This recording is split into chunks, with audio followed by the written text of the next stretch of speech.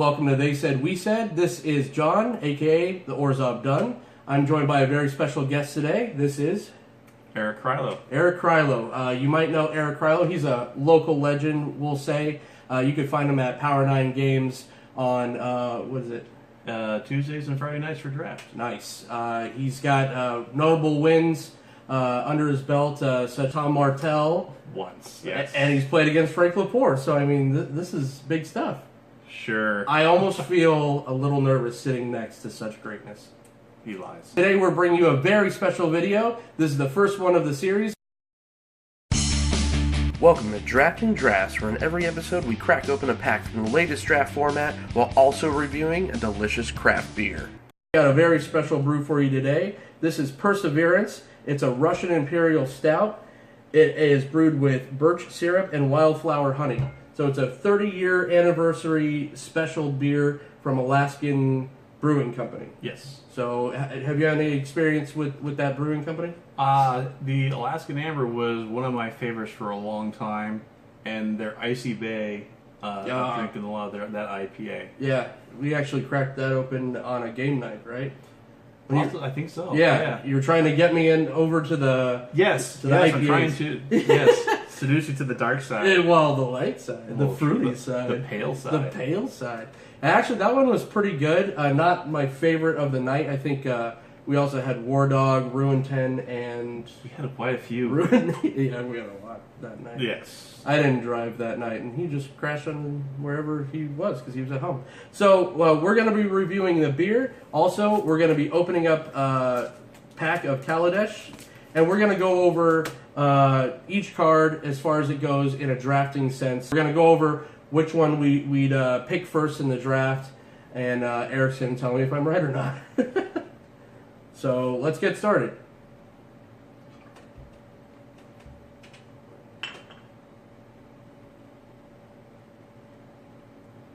Very dark color. Yep. Okay, Eric, so we're going to take a taste of the beer, and we're going to rate it 0 to 5. Decimals are okay. Kind of like on our TV show reviews, the same kind of scoring system. So, yeah, cheers, buddy. Cheers.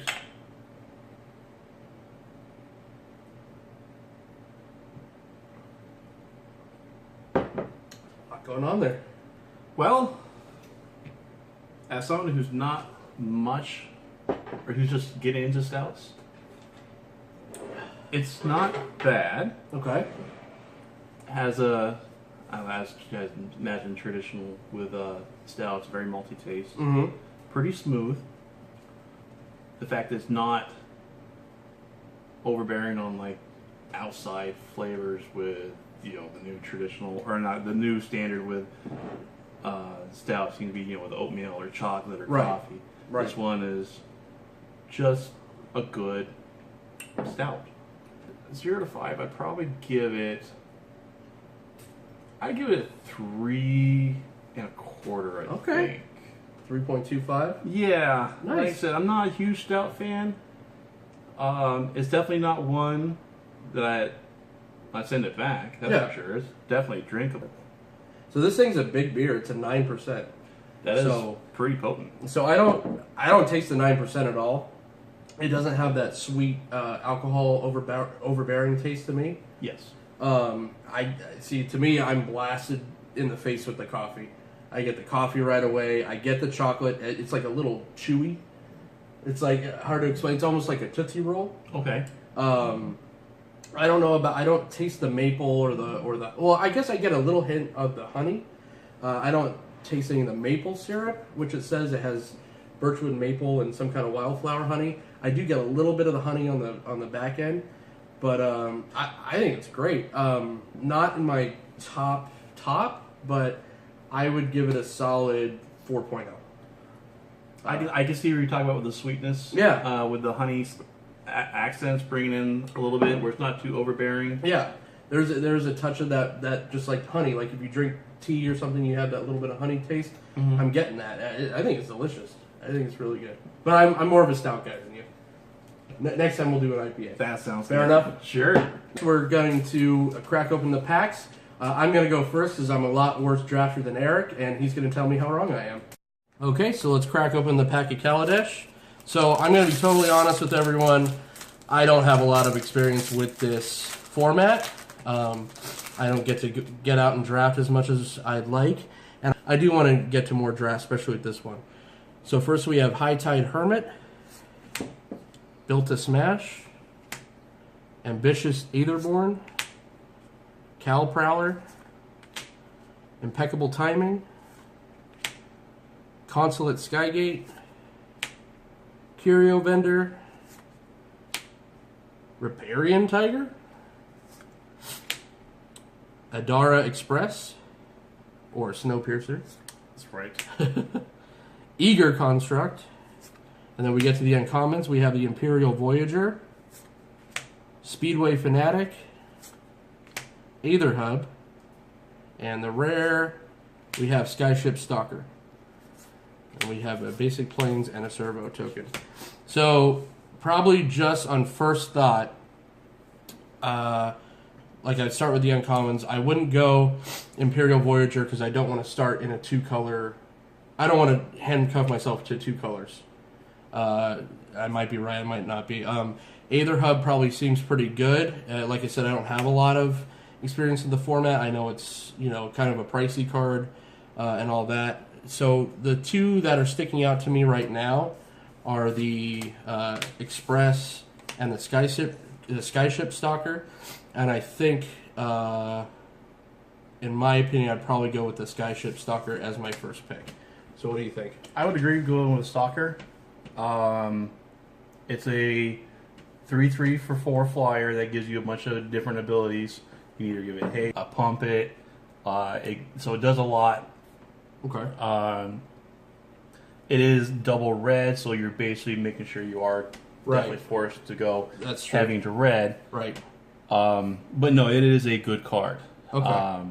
As for your second pick, Right. So say I would go ahead and pick this card in the draft, and then I pass this to you. What would be your pick then? I would probably pick Aether Hub next. Aether Okay. Hub lets you stick to basically any color that allows you to splash. So it just keeps your options open. Okay. I actually rank the Voyager a little higher than what you would. Okay. So this guy? Correct. If this is the first pack, or even the second pick out of the pack, you don't have to be committed to blue-green, Okay. but you do have a 2/3 body that flies and has trample. Nice. So it still has the evasion you want.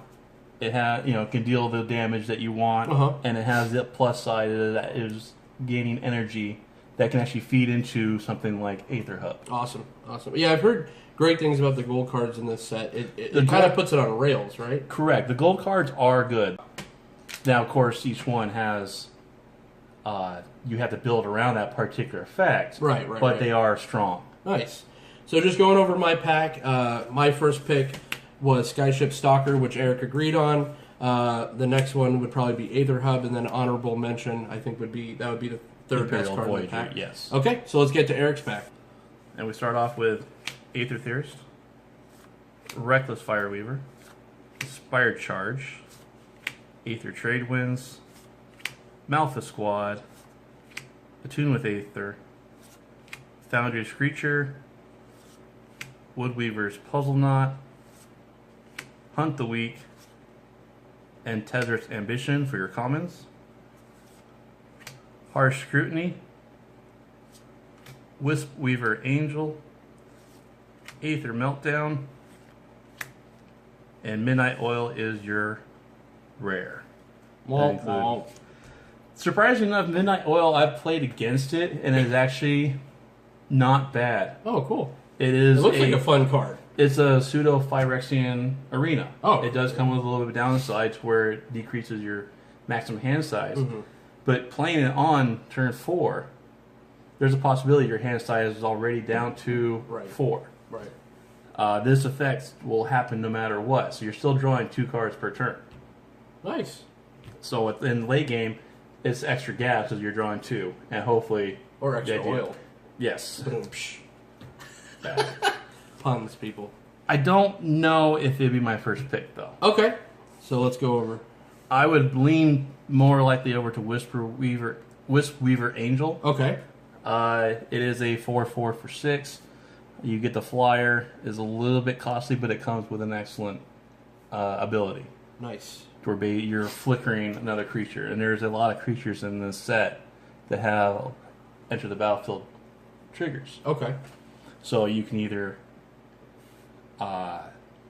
fabricate again, right. or get more energy, or whatever your deck needs to do. If someone has played a malfunction or revoke card on one of your creatures, that's another way to get rid of that without enchantment removal.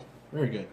So just going over, just kind of while he's opening, what caught my eye is maybe the Reckless Fireweaver. I might be wrong to think that way, but I heard that is an archetype all to itself. It is. It's first pickable. If I was going to pick a card out of the commons first pick, it's either going to be Hunt the Weak, okay, because removal. It's removal, and it helps your guy grow bigger. Right.